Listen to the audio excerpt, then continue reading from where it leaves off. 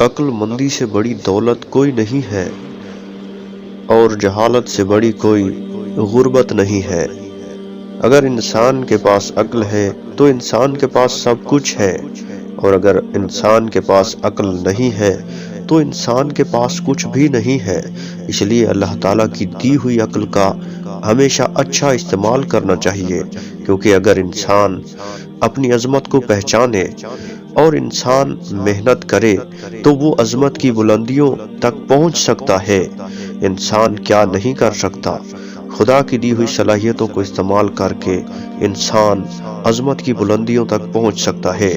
عظمت کی بلندیاں حاصل کرنا مشکل نہیں ہے، اس کے لیے مخلص ہونا پڑتا ہے، اس کے لیے محنت کرنا پڑتی ہے۔ جب انسان محنت کرتا ہے تو اس کی محنت کا صلہ اسے خدا دیتا ہے، کیونکہ خدا بڑا رحمان ہے، اس کی عطا بہت بڑی عطا ہوتی ہے۔